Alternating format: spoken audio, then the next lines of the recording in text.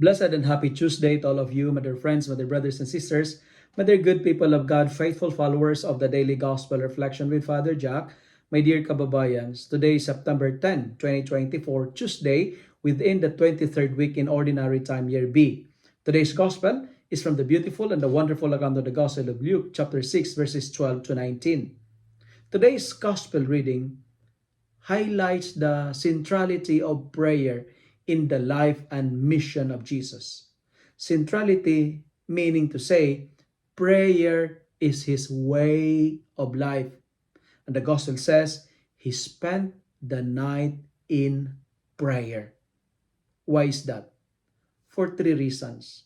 Number one, because he had to make a decision, that is choosing his 12 apostles. And second, he spent the night in prayer because great multitude of people needs of healing and keep following him. And third, he spent the night in prayer because Jesus had to expel evil spirits to cast out the influence of the devil. My dear friends, before he chooses his disciples, he prayed the entire night. He spent the night in prayer. The problem of our world nowadays is this. We don't pray anymore. We only pray when we are in trouble, right? People nowadays are lazy to pray. Parents are not teaching their children how to pray. My dear friends, never underestimate the power of prayer. Prayer is power. And the gospel is teaching us the importance of prayer. Pray before you decide. When you're making a big and important decisions in your life, consult God first through your prayers. Events in our life should always be preceded by prayer because prayer is good for us. Prayer is not a prescription, but it is the solution. And remember this, my dear friends, brothers and sisters, I say it loud and clear. When prayer goes up, blessings come down. Jesus prayed hard before he chose his 12 apostles. But still, one among the 12 became a traitor in the person of Judas. Is there a problem with the prayer of Jesus? No. The problem is with the life of Judas. Why? What happened to Judas? He stopped praying.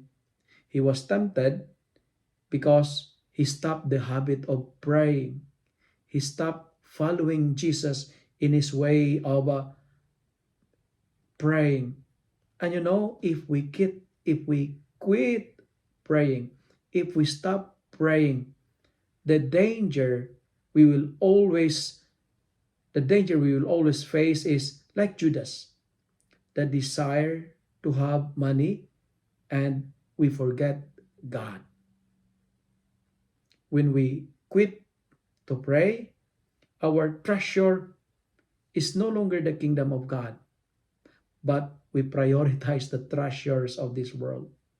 My dear friends, be rooted in Christ and never forget what you have learned.